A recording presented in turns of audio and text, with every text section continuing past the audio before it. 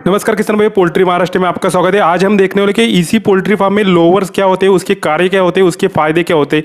उससे पहले हम एक पोल्ट्री फार्म का रिजल्ट देखेंगे। अभी आप जो देख रहे हैं रिपोर्ट, वो नासिक के फार्मर का है, उन्होंने मुझे भेजा है। तो ये देखिए कि प्लेसमेंट कितना हुआ है, 8,990 बर्ड प्लेसमेंट हुआ है उनका।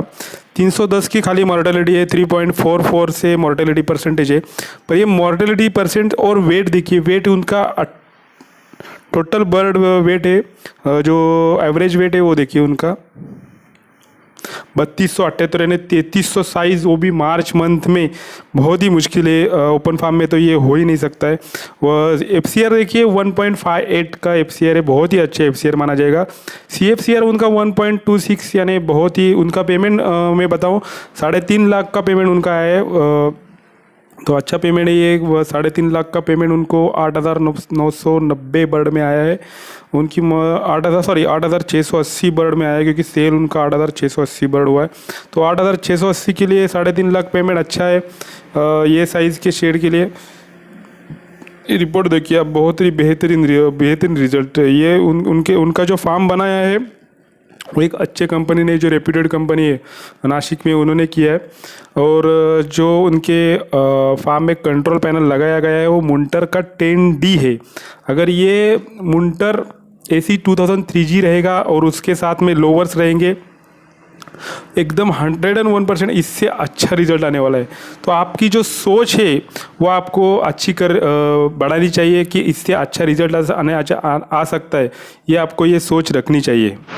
अभी आपने जो स्क्रीन पे देखा, उससे अच्छा रिजल्ट आ सकता है। हाँ, ज़रूर आ सकता है। उससे अच्छा और उससे बेहतर रिजल्ट भी आ सकता है। हम अपने सोच को बहुत ही सीमित किए हुए, क्योंकि कंपनियां नहीं चाहती है कि आप इससे ज़्यादा सोचो। कंपनी ने क्या किया है, एक वेट चार्ट दिया है और एफसीआर दिया है, वो उनका तय किया हुआ है। एक्चुअली ये है, इस अगर कुछ वेट दिया है और एफसीआर दिया है, उससे भी वो बेहतर आने वाला है और आ जाएगा। पर कंपनियां नहीं चाहती है कि आप इससे ऊपर सोचो, क्योंकि कंपनियों की बहुत बड़ी मार्केटिंग टीम होती है और बहुत सारी स्ट्रैटजीज होती है उनकी। ऐसा ही वो करोड़ों अब्जों का बिजनेस नहीं बनाती है। तो मैं ये कहना चाहता हूँ कि एक हाथी को जब हम जंजीरों से बांध के रखते हैं, तब वो ज़िंदगी भर उसके जीवन में यही सोच सकता है कि इस जंजीर को मैं तोड़ नहीं सकता। एक्चुअली उसमें इतनी ताकत होती है कि वो जंजीर तोड़ के वो जिस पे खंभा लगा है वो खंभा भी उखाड़ सकता है। तो आपको अपडेट होना चाहिए, एक नई टेक्नोलॉजी पोल्ट्री फार्म में एक्सेप्ट करनी चाहिए, क्योंकि जो ह्यूमन एरर होते हैं वो ये जो एडवांस टेक्नोलॉजी है वो कम करते हैं। इसकी वजह से रिपोर्ट अच्छा आ जाता है। तो आपको जो रिपोर्ट आ रहा है उससे परे आपको सोचना है और इससे अच्छा रिपोर्ट आने वाला है, यही सोच के आपको चलना है। ये जो लोवर्स है वो लोवर्स नहीं है, ये मुंटर AC 2003G, ऐसा जो अच्छा कंट्रोल पैनल है उनके लोवर है। मुंटर AC 2003G इससे लोवर से अधूरा है, क्योंकि मुंटर AC ने अगर कमांड दिया कि 1 फैन चलाना है, तो 1 फैन के साथ पूरा ही हम जो कूलिंग पैड है वो खुला नहीं रख सकते। तो कूलिंग पैड पे हमारे यहाँ क्या होता है कि अगर ये इसी पोल्ट्री फार्म में अगर यहाँ पे कूलिंग पैड लगा है यहाँ पे, तो यहाँ पे अंदर उसके पर्दा रहता है, ऐसा पर्दा रहता है, लगा रहता है। हवा अंदर रेस्ट्रिक्ट करने के लिए, यहाँ से जो हवा आ रही है वो रेस्ट्रिक्ट करने के लिए पर्दा लगाया जाता है। पर बाहर के देशों में और अच्छी जो कंपनी फार्मर जो पोल्ट्री फार्म तैयार करते हैं उसमें लोवर्स लगाए जाते हैं। अभी हम स्क्रीन पे देखते हैं लोवर्स कैसे रहते हैं। अभी आप देख सकते हैं कि लोवर्स क्या होते हैं। लोवर्स, ये देखो लोवर्स है ये, और लेफ्ट अंदर के साइड में लोवर्स लगा है और बाहर के साइड में कूलिंग पैड है। और डिस्टेंस देखिए इसका, ये चाइना का कंपनी है, कुछ तो 5-6 फीट से भी ज़्यादा डिस्टेंस है, मुझे लगता है 6 फीट तक रहेगा। तो इतने डिस्टेंस की जरूरत नहीं पड़ती, 3 फीट का डिस्टेंस बहुत हो जाता है। अभी ये देखो बिग डचमैन का लोवर्स है, ये पुलिस सिस्टम से ऊपर नीचे होता रहता है। ये देखो पुलिस सिस्टम, यहाँ पे पुलिस सिस्टम लगा है, और ये भी लोअर से उसको भी पुलिस सिस्टम लगा है। देखो ये ऊपर पुलिस सिस्टम है। जब कंट्रोल पैनल कमांड देता है फैन को, तो फैन कितने चलने हैं उसके हिसाब से कंट्रोल पैनल फिर से लोअर कितना खोलना है ये डिसाइड करता है। तो लोअर्स का दूसरा काम रहता है कि पानी जो गिर रहा है कूलिंग पैड से वो अंदर आ रहा है उसको रेस्ट्रिक्ट करना, क्योंकि लोअर्स जो खुलते हैं थोड़े टेढ़े खुलते हैं, तो इसके कारण जो पानी रहता है, जो हवा रहती है, जो लोअर्स को चटक के निकल जाते हैं, तो इसके कारण जो चटक के हवा निकल जाते हैं उसके साथ में पानी आ जाता है, वो अंदर के बाहर के साइड में गिरता है, तो पानी भी अंदर नहीं जाने देता है। ये देखिए बिग डचमैन के लोअर्स है, बिग डचमैन के लोअर्स भी कुल्ली के साथ में काम करते हैं। तो लोअर्स लगाना फार्मर के लिए बहुत ही एक्सपेंसिव है। तो अभी हमारा काम चल रहा है कि जो मुंटर AC 2003G कमांड दे, तो उसके कॉम्बिनेशन के साथ में अपना जो विंचिंग सिस्टम आता है वो वर्किंग करे, इसके ऊपर हमारा काम अभी चल रहा है। और जब लाइट फेलियर हो जाए तो दोनों भी पर्दे ऑटोमेटिक खुल जाए। ये हमारे प्रोजेक्ट अभी चल रहे हैं, जैसे ही प्रोजेक्ट पूरे हो जाएंगे तो आपको मैं बता दूंगा। मैंने स्क्रीन पे देखा लोअर्स क्या होते हैं। लोअर्स का काम क्या रहता है कि एयर को रेस्ट्रिक्ट करना। जो फैन यहाँ से, अभी ये समझो हमारा पोल्ट्री फार्म है, यहाँ पे फैन लगे, जो ये फैन हम यहाँ से कूलिंग पैड से हवा खींच रहे हैं, ये जो हवा खींच रहा है फैन, उसको रेस्ट्रिक्ट करना ये लोअर्स का काम रहता है। और जो ये फैन हवा खींचता है तो उसके साथ में वो यहाँ पे अगर कूलिंग पैड पे पानी गिर रहा है तो उसकी छींटें वो अंदर आने लगती है, यहाँ पे थोड़ी छींटें अंदर आने लगती है। तो लोअर कैसे बना रहता है, ऐसा बना रहता है, लोअर ऐसा बना रहता है। तो जब यह हवा खींचता है तो ये छींटें यहाँ पे लग के, क्योंकि हवा ऐसी जाती है, ऐसी जाके ऐसी हवा जाती है, तो जो छींटें होती है वो यहाँ पे अटक जाती है और यहाँ से नीचे आ जाती है और कूलिंग पैड के गटर के थ्रू वो कल चली जाती है।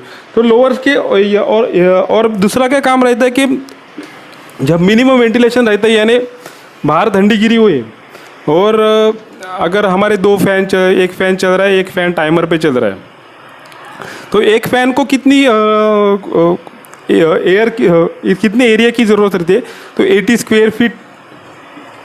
स्क्वायर फीट एरिया की ज़रूरत रहती है एक फ़ैन को।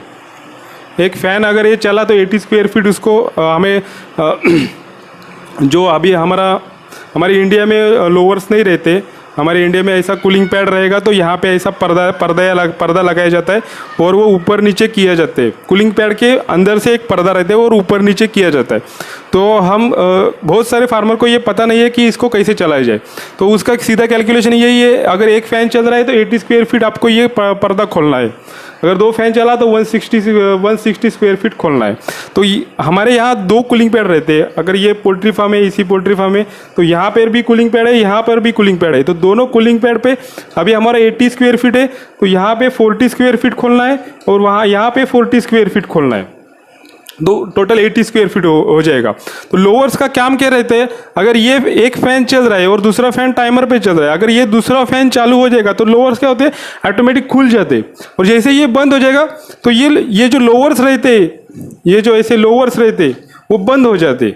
इनका काम लोअर्स का वही रहता है कि ये बंद हो जाते हैं, तो बंद होएगा तो हवा रेस्ट्रिक्ट हो जाएगी, तो बाहर का टेम्परेचर बहुत ही कम रहेगा, तो जो ठंडी हवा है वो ज़्यादा अंदर आती नहीं है और जो टेम्परेचर है पोल्ट्री फार्म का वो मेंटेन रह जाता है। अभी हमारे यहाँ जो मैन्युअली किया जाता है वो भी ठीक है, उससे भी रिपोर्ट आ सकता है। मुंटर AC 2003G को लोअर्स की ज़रूरत पड़ती है, अगर नहीं भी रहेगी तो अगर मुंटर AC 2003G ने अगर 1 फैन का कमांड दिया तो आपको 80 स्क्वायर फीट उसको खोलना है। इस हिसाब से ही करना है, क्योंकि बजट बहुत बढ़ जाता है लोअर्स लगाने में और बहुत सारी चीज़ें हम नहीं कर सकते। जैसे जैसे टाइम जाए, आपके पास पैसा आ जाए तो आप उसको पोल्ट्री फार्म को अपडेट कर देना। वीडियोस को शेयर करिए, सब्सक्राइब करिए, क्योंकि हमें सब्सक्राइबर की भी ज़रूरत है, क्योंकि आने वाले समय में हम किसानों को दिखाना चाहते हैं कि एक्चुअली जो बड़ी बड़ी कंपनी रहती है उनकी क्या मैनेजमेंट रहती है वेंटिलेशन के इसके लिए।